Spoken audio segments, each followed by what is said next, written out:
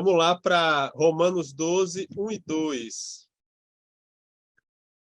Diz assim o texto bíblico, Romanos 12, 1 e 2. Rogo-vos, pois, irmãos, pelas misericórdias de Deus, que apresenteis o vosso corpo por sacrifício vivo, santo e agradável a Deus, que é o vosso culto racional. E não vos conformeis com este século, mas transformai-vos pela renovação da vossa mente, para que experimenteis qual seja a boa, agradável e perfeita vontade de Deus. O Senhor nos ajude a entender sua palavra e a pôr em prática durante todos os dias da nossa existência. Existe uma série de termos que a gente pode não saber até o significado deles, mas que eles estão muito presentes na nossa vida, inclusive na vida da igreja. Termos como pragmatismo, como liberalismo e o secularismo, né, que será o tema da nossa lição de hoje.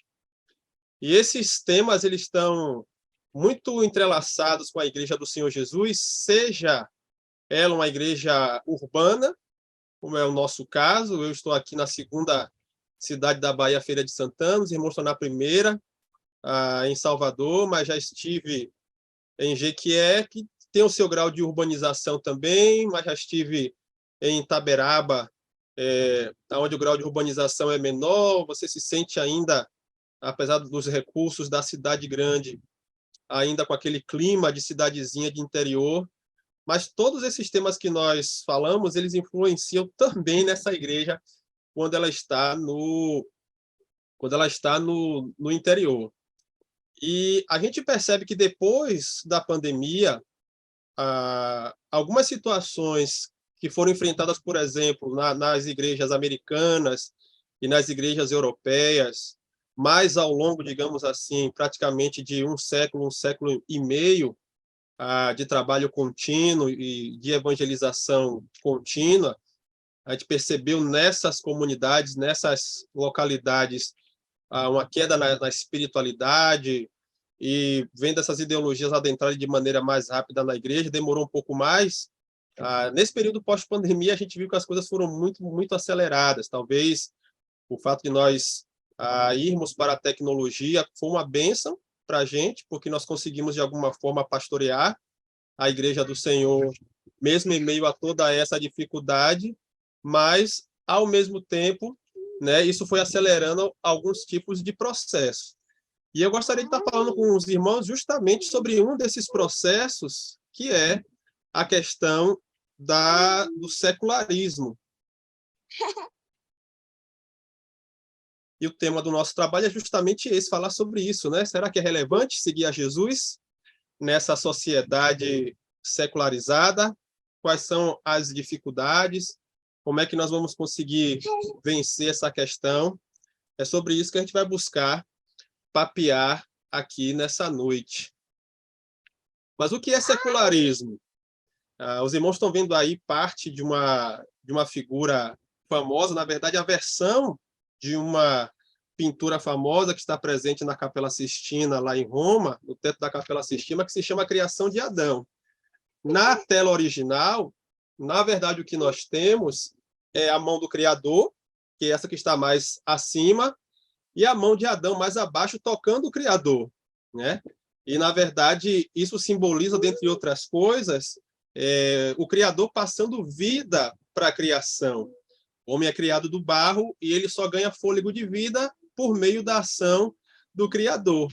Mas o que a gente está vendo aí nessa figura, né, nessa versão, é que, na verdade, o homem ele se acha com vida, né? E com capacidade de gerir a sua vida, a revelia do Criador. E o secularismo tem muito a ver com isso, né? Dessa independência da criação relacionada ao seu Criador. Então, o que é que a gente vai perceber aqui? O que é o secularismo? O secularismo é uma ideologia que promove a ausência de qualquer obrigação relacionada à autoridade ou à crença em Deus. Por enquanto aqui, né, nessa visão do Thomas Brewer, ele é um colaborador presbiteriano americano, ele falando mais no campo das ideias, né? Dessa ideologia que separa, né, o homem da sua submissão e da sua autoridade ou crença em Deus. É uma forma de ver o mundo onde se reconhece apenas o aqui e o agora, e se o mundo espiritual existe, isso não é uma preocupação para o secularismo. Assim, podemos viver como se esse mundo espiritual não existisse, né? Então, no campo das ideias, o que nós temos aqui é o homem que vive a revelia de Deus, não tem a ver com a visão relacionada à palavra de Deus, à autoridade do Senhor, tudo isso fica em segundo plano. Não se sabe se tem um porvir. Se tem um porvir, isso fica à parte, né? Só que o secularismo ele não tem só a visão das ideias, ele tem também a questão da cosmovisão. E aí a revista Ultimato, replicando um artigo da editora cristã evangélica sobre o secularismo, ela também vai afirmar o seguinte, que secularismo é um modo de vida e de pensamento que é seguido sem referência a Deus ou a religião. É uma cosmovisão, é uma visão de mundo e um estilo de vida que se inclina para o profano, mais do que para o sagrado, para o natural, mais do que o sobrenatural. O secularismo é uma abordagem não religiosa da vida individual e dessa vida coletiva, da vida social. Então, além da visão, digamos assim, imaterial acerca da separação de Deus, nós temos também no secularismo a parte material. Toda a vida no que diz respeito à arte, à cultura, à política, à justiça, tudo isso está separado daquilo que a palavra de Deus, que o próprio Deus tem de plano para a sociedade. E o Ricardo Agreste, recentemente, ele ministrou na Assembleia Geral Extraordinária da União de Igrejas lá em Campina Grande, eu até tive presente, tive essa honra de estar presente, e o tema dessa Assembleia, das ministrações, tinha a ver com a revitalização da igreja. E ele fez um alerta muito grande também no que diz respeito a esse tema. E ele disse o seguinte, em determinada parte da sua ministração: nós precisamos aprender o que significa ser cristão num mundo não cristão. Essa é a primeira vez que nós, da nossa geração, estamos experimentando isso. Igrejas vão morrer porque não vão perceber essa mudança, porque vão brigar por picuinha quando o inimigo do lado de fora é imensamente maior que a gente. O povo de Deus, ao longo da Escritura Sagrada, ele sempre remou contra a maré. Se nós pensarmos desde os primórdios, quando Deus, por exemplo, a partir dos patriarcas vai selecionar Abraão para sair do meio da sua terra, da sua parentela, no meio de um povo politeísta, para viver uma realidade monoteísta, adorando o único e verdadeiro Deus, e avançando um bocado, passando por histórias que são muito conhecidas, que nós costumamos a contar também para os nossos filhos, para as crianças, para os adolescentes, iniciando eles na fé no Senhor, passando em José, Moisés, entrando também para a fase dos reis, até o primeiro século. Eu vou até avançar um pouco mais, até a boa parte ali do terceiro século, a gente vê o povo de Deus remando contra a realidade que estava ao seu redor, uma realidade politeísta, uma realidade pagã, de pessoas que não queriam ter contato com o único e com o verdadeiro Deus. Mas a partir do ano 380 da nossa era, o imperador Teodósio estabelece o cristianismo como uma religião oficial do Império Romano que tomava conta do mundo daquela época, e a gente pode dizer que, a partir dali, o mundo passou a ser cristianizado, o mundo passou a estabelecer as suas leis muito naquilo que está descrito na palavra de Deus. A gente pode dizer que, até os dias de hoje, ainda há um resquício disso, mas essa pandemia fez avançar ainda mais esse processo que nós já estávamos vivendo, de pós-modernismo, de pós-verdade, de pessoas que não acreditam numa verdade absoluta, cada um com a sua verdade, e agora o mundo pós-cristão. A gente vê decisões que estão sendo tomadas nas nossas instâncias de autoridades superiores, seja no legislativo, seja no judiciário, e que não tem nada a ver com aquilo que está descrito na palavra de Deus. Pois bem, talvez pela primeira vez na nossa existência, nós estamos passando por essa situação que os nossos irmãos, ao longo de séculos e milênios, estiveram vivendo. Agora é a nossa vez. E como é que a gente vai se portar diante disso? Daí da gente precisar saber um pouco dos desafios, das dificuldades para o crente ser crente nesse mundo secularizado, e, ao mesmo tempo, das atitudes que precisam ser tomadas, não sobre a nossa opinião, sobre o que sente o nosso coração, mas de acordo com aquilo que está descrito na palavra de Deus. E o texto básico que nós vamos utilizar é justamente o texto de Romanos, capítulo 12, versos de número 1 e 2. Bom, quais são, então, as dificuldades ou os desafios que o crente enfrenta nesse ambiente secularizado? A primeira dificuldade é justamente a de não conseguir captar e entender essa realidade que está à nossa volta. Quando eu te falo a nossa volta enquanto igreja do Senhor Jesus. E uma vez que a gente não capta essa realidade que está ao nosso redor, a gente acaba continuando vivendo na nossa bolha religiosa. O pastor José Batista, que é muito conhecido de boa parte dos irmãos que aqui estão, hoje ele não está pastoreando nenhuma igreja, mas já pastoreou, por exemplo, a Igreja da Liberdade, a Igreja de Aracaju também. Ele tinha uma frase interessante, eu vi uma vez ele ministrando, né, acerca do culto ao Senhor, e ele perguntava, né, se porventura a gente não tem agido como alguns personagens de filmes, né, de ficção cientista, os alienígenas, né, que vêm para um determinado local e estacionam as suas naves espaciais, acabam com todos os recursos que estão ao seu redor e depois vão embora, né? Se não é dessa forma que nós temos nos portado, quando por vezes a gente sai da nossa casa, sai por vezes de bairros distantes, para ir até o lugar onde está a casa de oração, está o templo, e sem reparar em nada que está acontecendo ali ao redor, seja das dificuldades financeiras, seja da violência, ou de qualquer outro aspecto negativo, a gente simplesmente chega lá, né, canta as nossas músicas, ouve uma boa palestra, ministra com dízimos e ofertas, e depois a gente acaba voltando de novo, né? Pegamos as nossas naves espaciais e voltamos cada um para os nossos planetas, vivendo na nossa realidade paralela, né? Então, nesse contexto, né, de não enxergar essa realidade que está ao nosso redor secularizada, os crentes simplesmente acreditam que a sua tarefa é ir para a igreja, tem um ministério, e dentro daquele ministério, dentro do templo, ele executa a sua tarefa, e aquilo está agradando o coração de Deus. Mesmo que fora da bolha, mesmo que fora do templo, ele esteja vivendo uma vida que não agrade ao Senhor. Mas uma vez que dentro do santuário, né, ele está andando na cabeça dele conforme o que Deus deseja, então está tudo bem. É a vida dessa dicotomia, né?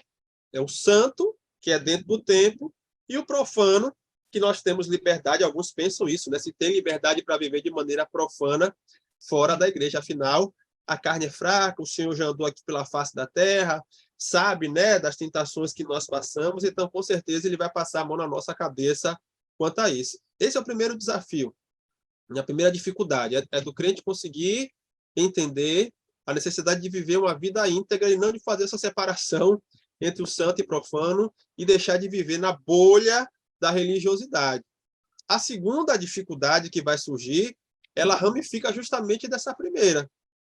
E uma vez que a igreja ela estabelece essa dicotomia, né, da sua vida santa e da sua vida profana, né, ela não tem percebido que sorrateiramente vários aspectos dessa cosmovisão mundana, secularizada, têm adentrado cada vez mais na igreja.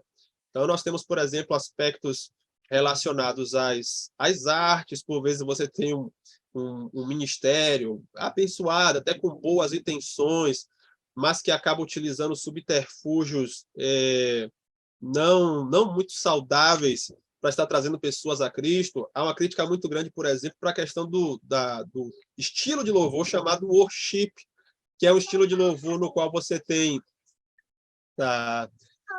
É um tipo de louvor que você tem 3 acordes na canção, cada vez mais parece um mantra que você está ministrando para a igreja, né? Repetindo canção, repetindo, às vezes 10 minutos, repetindo o mesmo verso, 5, 10 minutos, e isso é como se fossem mantras, né? Que são usados por outras religiões que não trazem nenhum tipo de transformação na vida do crente, né? Nos negócios também, por vezes nós achamos que não é necessário a gente ter santidade no que diz respeito à área comercial.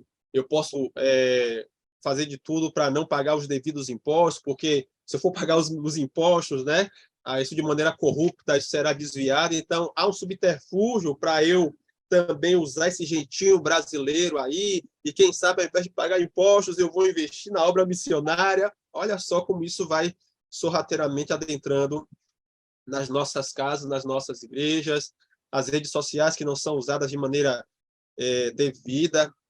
Eu lembro de um tempo em que, por exemplo, quando a gente era chamado para... Tinha a oportunidade, né, de ir num lugar, num espaço, numa praia, o pastor, né, o líder da comunidade, falava, né, acerca da roupa dos homens e das mulheres, né, para tomar cuidado, para não expor, né, para não causar nenhum tipo de constrangimento. E hoje o que a gente mais vê na rede social, né, a gente até fica com saudade da época que as pessoas ficavam com o biquinho assim, né, na câmera, porque agora ou você tem as fotos sendo tiradas de cima, a fim de mostrar as protuberâncias da parte de cima, ou a foto tirada da parte de baixo para mostrar também as protuberâncias da parte inferior, né? Misericórdia.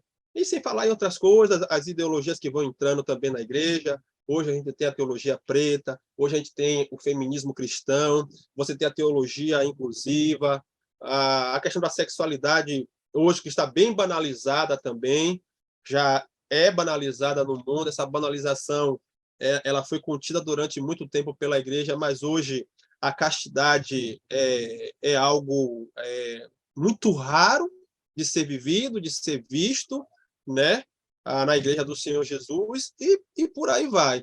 Então, perceba, né, o tanto de dificuldade que existe para a igreja do Senhor Jesus nos nossos dias conseguir salgar e iluminar nesse ambiente que a gente pode chamar de um ambiente pós-cristão. Mas tem solução? Tem solução, e a gente precisa ir justamente para a palavra de Deus para ver como é que a gente faz, então, para vencer, né, e para avançar no meio dessa sociedade secularizada. Primeira coisa que vai nos fazer ter atitudes corretas no meio dessa sociedade secularizada é justamente buscar ser santo, buscar ser puro, e na nossa vida por completo nesse ambiente secularizado.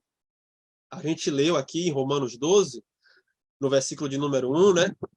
Rogo-vos, pois, irmãos, pelas misericórdias de Deus, que apresenteis o vosso corpo por sacrifício vivo, santo e agradável a Deus, que é o vosso culto racional.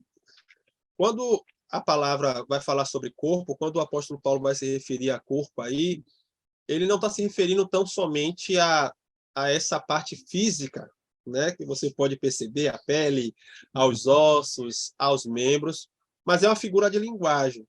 O apóstolo Paulo fala de nós apresentarmos a Deus todo o nosso corpo como um sacrifício vivo, santo e agradável a Ele. Aqui ele está fazendo um paralelo com o sacrifício que era realizado na lei, o sacrifício com animais mortos, né? Que era a sombra daquilo que seria realizado por Cristo Jesus, o sacrifício perfeito por nós.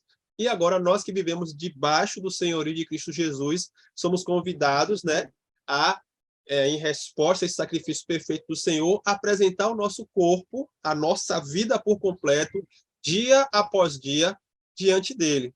E aí esses termos, né, oferecer em sacrifício vivo, santo e agradável.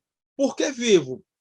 Porque nós não estamos mais mortos para Deus, estamos vivos para com Ele. Estamos mortos para o pecado. É o que o texto de Efésios, capítulo 2, versículo 1 vai dizer. Ele vos deu vida, estando vós mortos nos vossos delitos e pecados. Estávamos afastados do Senhor, impedidos de viver uma vida santa e pura diante dele, mas ele provou o seu próprio amor para conosco pelo fato de ter Cristo morrido por nós, sendo nós ainda pecadores, e nós fomos vivificados. Não estamos mais debaixo do jugo do pecado. Agora nós somos escravos, mas escravos vivos do nosso Senhor e Salvador Jesus Cristo. Por isso, a nossa vida deve ser apresentada a Ele viva, deve ser apresentada a Ele santa. Em Hebreus capítulo 12, verso 14, está escrito: segui a paz com todos e a santificação, sem a qual ninguém verá a Deus. A gente pode dizer que a santificação, teologicamente, diz respeito ao segundo tempo da salvação. O primeiro tempo da salvação, no passado, é a justificação. Por meio do sacrifício da cruz e da conversão, nós fomos justificados, tornados justos diante de Deus. Tem a salvação no presente, que é a santificação, que é esse processo de conformação de mente, de maneira de agir, a imagem e semelhança de Deus, e tem a salvação no futuro, que será a glorificação que vai acontecer quando o Senhor vier segunda vez. E sem a santificação, sem a pureza, sem salgar, sem iluminar, ninguém vai ver a Deus. Não adianta você achar que salgando e iluminando, achando você que está salgando e iluminando dentro da casa de oração, dentro do templo, e não fazendo isso externamente, né, do lado de fora, onde você passa a maior parte do tempo, você está agradando o coração do Senhor, você está se portando de maneira pura, porque você não está. E fala também da apresentação do corpo de maneira agradável, porque o parâmetro da maneira agradável não é a nossa. Não sou eu que vou dizer, né, o que é que vai agradar o coração de Deus. É o que está descrito na palavra. E existem textos, como o texto de Salmos 119, verso 11, onde está escrito: guardo no coração as tuas palavras para não pecar contra ti. Se nós queremos viver uma vida agradável, pura, santa, reta diante do Senhor, a gente precisa guardar no nosso coração a palavra dele, para que dessa forma vivamos como o Senhor deseja. Primeira coisa, buscar a santidade completa, inteira, sem a separação do santo e profano nas nossas vidas. Segunda coisa, a fim de viver de maneira correta no meio dessa sociedade secularizada, é entender, né, nós não devemos desejar o Senhor só por rotina, só por ser um hábito ritualístico, mas essa precisa ser uma resposta razoável, lógica e voluntária às misericórdias de Deus. Quando o texto fala de apresentar o nosso corpo, portanto, a nossa vida, de maneira santa, viva e agradável ao Senhor, e informa que isso é o nosso culto racional, a ideia de racional, por vezes, pode dar a ideia de um culto intelectual. E aí você vai estabelecer uma liturgia. A gente conhece irmãos que estabelecem, né, aquilo que eles entendem que biblicamente são elementos que devem estar presentes no culto, e se não houver aqueles elementos, inclusive, você não pode chamar aquela reunião da igreja de culto, você pode chamar de reunião.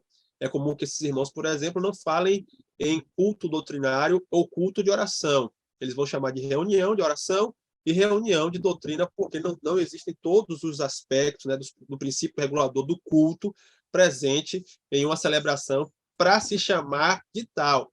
Mas a ideia do racional aí não é uma ideia de organização de liturgia, de organização de uma cerimônia, mas diz respeito a ser razoável, a ser aceitável, de ter uma vida que continuamente é agradável, né? É razoável, como alguém que entende o processo que foi ministrado sobre a sua vida, de graça e de misericórdia, e que, em resposta, de maneira voluntária e muito agradável, se apresenta a Deus. Por isso que o termo também apresentar, no original, dá a ideia desse oferecimento voluntário. Lá no Antigo Testamento, o que era oferecido era um animal morto, né, para aplacar a ira do Senhor, mas agora, no tempo da lei, de maneira alegre e voluntária, nós somos chamados não a celebrar ao Senhor, seja dentro da casa de oração ou fora, de maneira ritual. Eu não faço parte tão somente de uma religião, mas eu sou filho de Deus, herdeiro de Deus, co-herdeiro em Cristo Jesus, e sou com muita alegria no coração e faço de maneira voluntária por conta do tão grande presente que recebi, que foi a salvação no Senhor e a libertação do poder do pecado. Então, essa é a segunda característica para vencer no meio dessa sociedade secularizada. É desejar estar com o Senhor, não por conta de um hábito ritual, mas desejar com alegria apresentar de maneira razoável e lógica diante dele. Outra característica, né, que nos fará vencer em meio a essa sociedade secularizada é nós não nos acostumarmos com os comportamentos desse mundo caído. No versículo de número 12 de Romanos 12, nós lemos: "E não vos conformeis com este século, mas transformai-vos pela renovação da vossa mente, para que experimenteis qual seja a boa, agradável e perfeita vontade de Deus." A ideia de conformar, aí no texto bíblico, é a ideia de se deixar assimilar. É a ideia de você ver uma escultura e você se moldar, né, a pose daquela escultura, ou servir de modelo, né, para algo que vai ser desenhado, que vai ser pintado, que vai ser esculpido. E daí, irmãos, a gente consegue perceber o seguinte: no que diz respeito ao ponto anterior, o ponto anterior fala da vida do crente com Deus. E normalmente, né, de maneira razoável, o crente ele consegue viver o que é descrito no versículo de número 1. Alguns mais, outros menos, mas no que diz respeito ao seu relacionamento com Deus, isso consegue ser vivido de maneira razoavelmente aceitável. Mas a gente costuma falhar miseravelmente nesse segundo aspecto, porque há um tripé aí de relacionamento que por vezes não é vivido. Se vive numa linha, eu e Deus, Deus e eu, mas nós esquecemos que há um outro ponto a ser seguido aí, a ser ligado, que é justamente o nosso relacionamento com o mundo. Quais as estratégias que a igreja utiliza, ou que já utilizou mais no passado, justamente para tentar deixar o povo santo, mesmo vivendo no meio de uma sociedade secularizada? Era a ideia dos cultos todos os dias. Então, quanto mais tempo você deixava o crente dentro da igreja, menos tempo ele teria para pecar. Tinha uma boa intenção essa ideia? Tinha, mas falhava no seguinte: você passa no máximo 1h30, 2 horas num culto dentro de uma celebração, e quanto tempo, né, fora, né? Então, 22 horas fora e 2 horas dentro da igreja, né? Então, a gente acaba passando, de qualquer forma, muito mais tempo fora. E o que é que a gente tem feito, né, nesse relacionar fora da casa de oração? Se nós fazemos parte do reino de Deus, nós não podemos nos acostumar com os comportamentos do mundo caído, nós não podemos adotar a mentalidade e o estilo de vida do mundo secular. Lá em 2 Coríntios, capítulo 4, versículo 4, está escrito que o mundo secular age dessa forma separada de Deus por conta do Deus desse século, que cegou o entendimento dos incrédulos, para que lhes não resplandeça a luz do evangelho da glória de Cristo, o qual é a imagem de Deus. Há um mundo que sexualmente pensa diferente de Deus, há um mundo que, no que diz respeito à família, pensa diferente de Deus, que quer viver separado do Senhor, porque o Deus desse século lhe cegou o entendimento. Como é que nós que estamos vivos para com Cristo vamos querer nos amoldar a esse jeito de ser e trazer esses comportamentos decaídos para dentro da comunidade dos santos? Então, nós temos que entender que o nosso relacionamento não é só com o Senhor, tem um relacionamento com o mundo caído, e esse relacionamento com o mundo caído, ele precisa ser saudável. E a maneira de ser saudável é não se acostumar com esses comportamentos. Segundo ponto, para que a gente consiga ter uma atitude saudável no meio dessa sociedade secularizada, é não somente nos recusar a nos amoldar aos comportamentos, à cosmovisão que existe no mundo sem Deus, mas ser transformado, se deixar ser transformado dia após dia e ser esse veículo de transformação também desse mundo.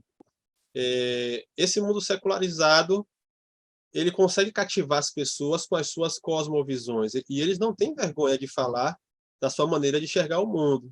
Então, a gente tem a cosmovisão feminista, e que, por vezes, põe a culpa, inclusive, né, na palavra de Deus, para falar das suas lutas, o mundo falocêntrico, o mundo machista, e que, por vezes, é referendado pela Bíblia, e que exclui totalmente as mulheres de exercerem tarefas virtuosas.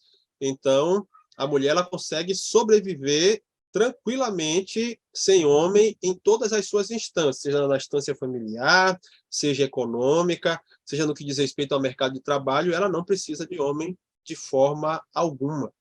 Temos também a questão da teologia negra, que vai agir de maneira semelhante, mas agora falando acerca da questão de um mundo branco, né? Um mundo dividido em raças e que não dá oportunidade ao povo de pele preta, e que, por conta disso, tem que se reafirmar cada dia mais também esses aspectos, inclusive na Igreja do Senhor Jesus. E no que diz respeito à comunidade LGBTQIA+, vai ter também a teologia inclusiva, já presente em várias comunidades, alguns expoentes famosos da palavra de Deus aqui no Brasil têm abraçado também a teologia inclusiva, entendendo, né, uma vez que Deus é amor, ele aceita também toda a forma de amor, contanto que seja amor, não importa, né, se essa forma ela é condenada de acordo com a palavra de Deus. E daí a gente percebe que a gente não pode só trabalhar no sentido de neutralizar as investidas do mundo, né, da mesma forma, da mesma medida, tão somente zerar, né, o ataque que é feito. Mas nós precisamos contra-atacar de maneira prudente, de maneira simples, de maneira ordeira, mas também sem vergonha, né, eu posso dizer assim, divulgando a cosmovisão cristã. E qual é a ideia da cosmovisão cristã? A cosmovisão cristã ela é baseada aí em três pilares. A gente enxerga o mundo e todo o comportamento que existe no mundo a partir de três pilares: pilar da criação, pilar da queda e o pilar da redenção. Quando a gente fala do pilar da criação, nós estamos falando acerca de Deus. Deus que não somente ele cria o mundo, né, e existe um grupo que entende que Deus até criou o mundo, mas deu corda e se mandou e não quis mais saber dele. Mas na cosmovisão cristã saudável, Deus cria o mundo, Deus governa e mantém a sua soberania sobre esse mundo, e ele faz isso para que o seu nome venha a ser honrado e glorificado. Deus não criou o mundo mal, Deus não criou o mundo com pecado, Deus criou um mundo perfeito, e toda aquilo que deriva dessa criação, as tecnologias que viriam a surgir, seriam perfeitas, seriam benéficas e demonstrariam a glória de Deus. Porém, a gente tem o segundo pilar, que é o pilar da queda, no qual o homem recebeu a tarefa de cuidar da terra, né, de ser um vice-regente da criação, mas ele falha de maneira miserável, desobedece à ordem do Senhor, e por conta disso ele cai em pecado e deprava não somente ele e a sua descendência, mas acaba depravando toda a criação. E toda espécie de males que existem nesse mundo existem por conta da entrada do pecado na face da terra. Mas Deus, por conta da sua graça e da sua misericórdia, não nos deixou reféns do pecado, mas ele proveu o livramento por meio do sacrifício de Cristo Jesus na cruz, e por meio desse sacrifício, então, ele salva, ele restaura, e ele começa esse processo de remissão da criação e de tudo que possa ser produzido por ela. Então, a partir do sacrifício de Jesus na cruz, agora as ciências, a arte, a tecnologia, a política, tudo aquilo que a graça comum é capaz de mostrar, de prover, ela pode ser utilizado em prol, em louvor da glória de Deus. Tem a diferença da graça especial, da graça comum. A graça especial é a graça que leva à salvação. A graça comum é toda espécie de criação, de atividade que o homem pode realizar, ou que a natureza pode expressar, e que, de alguma forma, expressa a existência do Senhor. Não leva à salvação, mas demonstra a ação do Criador, diferente da graça especial, que é essa graça que leva à salvação. Portanto, a gente percebe que não adianta apenas não nos amoldar, recusar os banquetes do mundo, mas a gente precisa contra-atacar e saber, de fato, o que divulgar acerca da cosmovisão cristã e da visão dos projetos, do processo que Deus tem para esse mundo. E aí vamos tentar aplicar aqui também aquilo que nós vimos, né, por meio dessa ministração, né? É possível, então, a gente viver de maneira saudável nessa sociedade secularizada? E a resposta é sim. E quais ações práticas que nós podemos ter? Primeira dessas ações, e talvez vocês tenham ouvido, visto isso de várias formas, mas a palavra de Deus é assim, ela pede para que a gente repita até que aquilo fique inculcado nas nossas mentes e corações e que a gente possa pôr em prática. Então, a primeira coisa, a gente precisa priorizar mais o nosso relacionamento com Deus. Você é bom naquilo que você se dedica a ser bom, né? Quem quer ser bom em várias coisas ao mesmo tempo não consegue ser bom de forma alguma, né? Então, o que nós precisamos fazer é nos dedicar mais ao nosso relacionamento, ao nosso a sós com Deus. Aí tem tempo para tudo hoje. Aí tem tempo para maratonar série, aí tem tempo para ver partida de futebol e tem gente que consegue acompanhar futebol muito, né? Acorda assistindo vídeo, acompanha campeonato e tantas outras coisas. Tem gente que vive para o seu trabalho também, quer vencer, quer avançar na vida, e não tem nada de mal quanto a isso, mas nós precisamos nos dedicar mais ao Deus que entregou o seu melhor para nós, que se dedicou para nos salvar, e se hoje nós estamos aqui numa sala como essa ouvindo falar acerca desses assuntos, é porque houve um Deus que ministrou o seu melhor para nós. Por que também não ministrar o melhor, não buscar ministrar o melhor diante dele? Então, dedique mais tempo à leitura da palavra de Deus. A gente tem uma série de ferramentas hoje, inclusive disponíveis no celular. Você pode baixar no celular e ela vai dar, inclusive, o plano bíblico para você. Se você quer ler a Bíblia em 1 ano, ela vai lhe dar. Se quer ler em 2, em 3, em 4, para você ter contato com a palavra de Deus continuamente. Apesar de toda essa tecnologia que está à nossa disposição, a gente vê os crentes com dificuldade de ter contato com a palavra de Deus. E aí, por vezes, quando são confrontados, não têm o que responder e vão acabar abraçando, né, aquilo que vier da parte do mundo. Vamos nos dedicar mais à leitura da palavra, aos momentos de oração. Está tendo um grande movimento, alguns estão falando que é um movimento de avivamento, outros estão falando que é um despertamento, está acontecendo em Asbury, se não me engano, lá nos Estados Unidos, e tem gente que está querendo sair daqui e migrar lá para os Estados Unidos para participar desse momento. Enquanto isso, os nossos cultos de oração são vazios, você pode promover esses momentos, seja virtualmente ou seja presencialmente, e se a gente tiver 10% da igreja presente num culto como esse, é muito, mas o povo está querendo viajar para ver o que está acontecendo lá. Esse avivamento ou despertamento que está acontecendo lá pode ser vivido e pode acontecer também aqui entre nós. Vamos aproveitar. Nós fazemos parte da Igreja Livre do Senhor Jesus na face da terra. Outros irmãos da Janela 1040, outros irmãos da Colômbia, do México, gostariam de ter a liberdade religiosa que nós temos, de entrar quando queremos, sair quando quisermos também, de um templo, de uma casa de oração, de dentro de uma casa fazendo alguns movimentos de oração, e a gente não aproveita. Como é que a gente vai querer crescer e avançar mais no Senhor?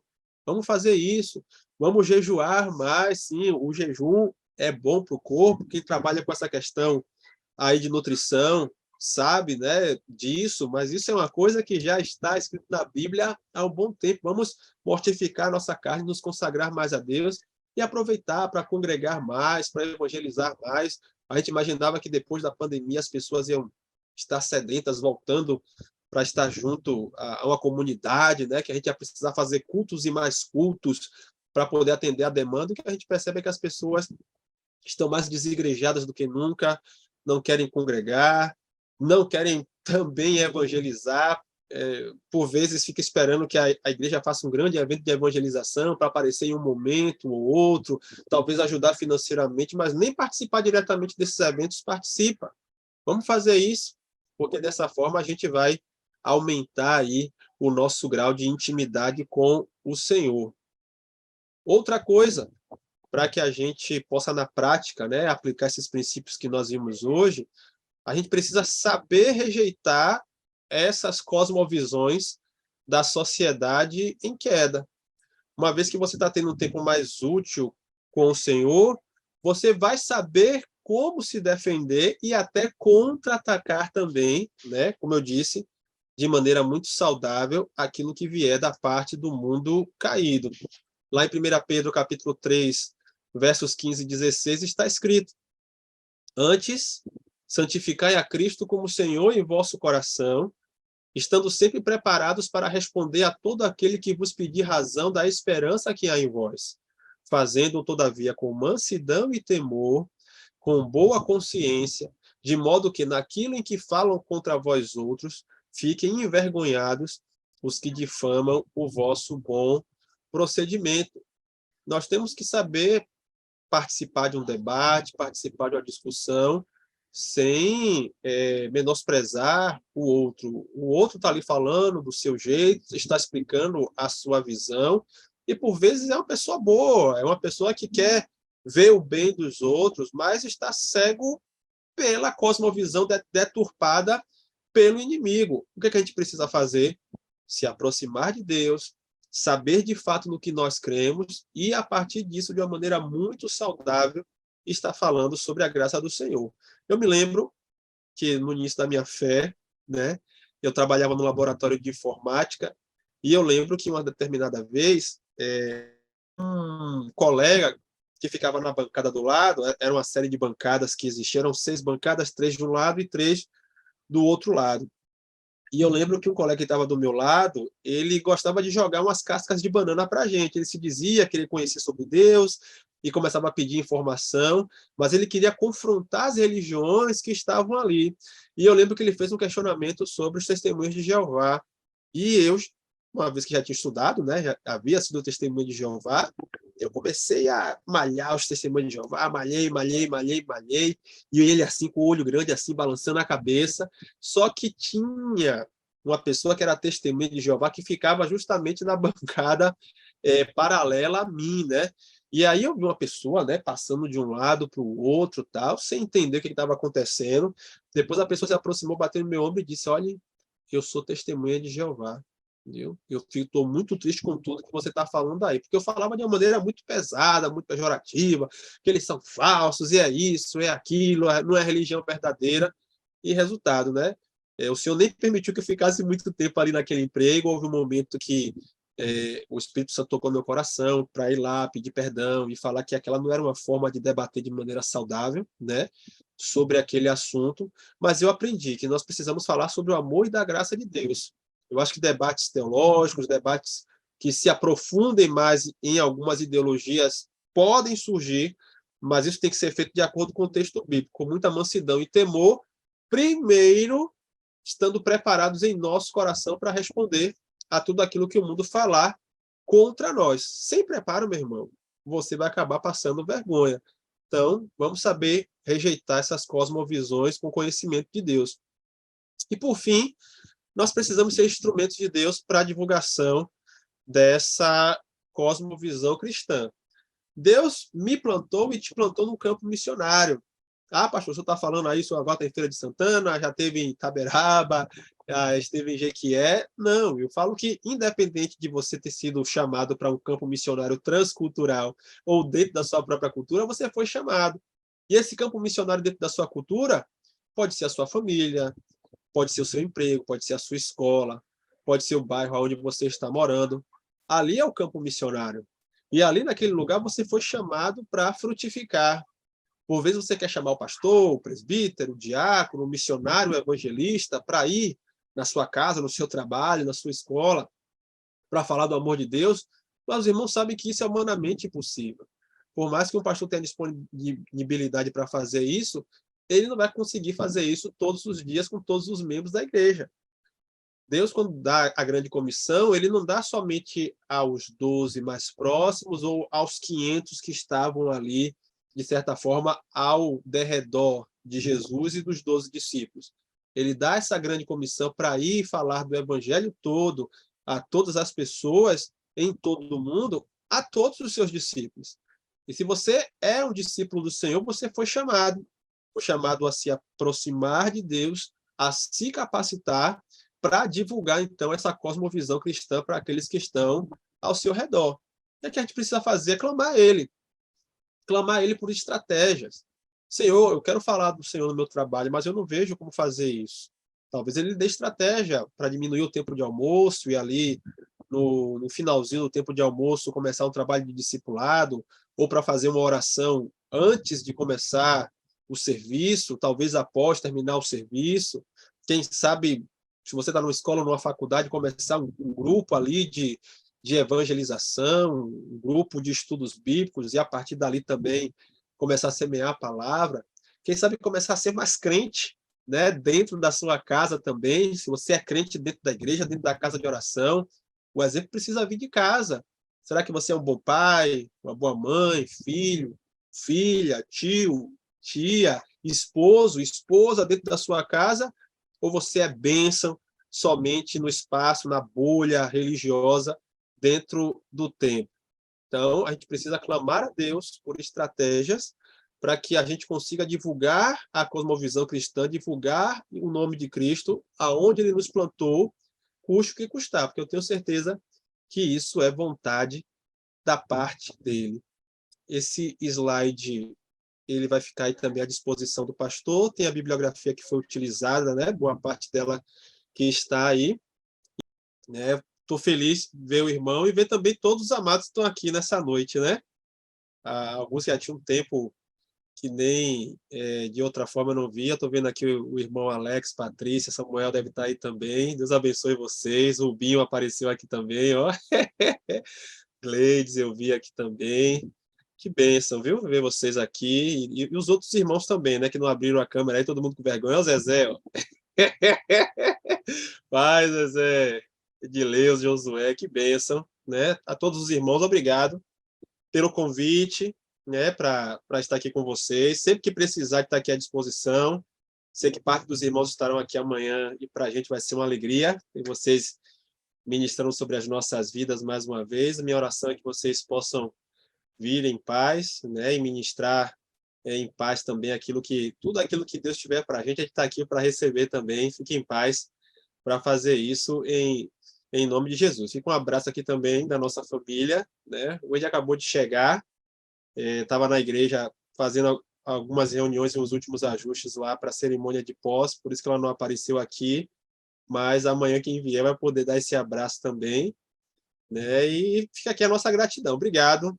Eu quero expressar mais uma vez a minha gratidão pelos irmãos, uma vez que apoiaram também o nosso ministério missionário ali, principalmente em Jequié, né, por um bom tempo. Os irmãos foram bênçãos sobre nós, tanto a nível espiritual como a nível financeiro. Agradecemos de coração, né? Ambos chegaram no tempo certo, o Senhor também permitiu que se encerrasse, né? Mas o carinho permaneceu, né, sobre nós. Muito obrigado. E vamos lá, estamos juntos, estamos firmes, sempre que estivermos aí em Salvador, no nome de Jesus, agora, graças a Deus, acabou esse negócio de restrição, né? Estaremos aí e a gente está aqui à disposição, né? Feira de Santana e Salvador estão do lado, são 115 quilômetros, precisando também de qualquer tipo de apoio, de presença, está aqui à disposição. Obrigado, gente. Deus os abençoe. Pastor Zé Carlos, um prazer também ver o irmão mais uma vez. Espero também, né, obrigado. ver o irmão presencialmente em algum momento, em nome de Jesus. Obrigado, gente. Amém, amém. Será um prazer.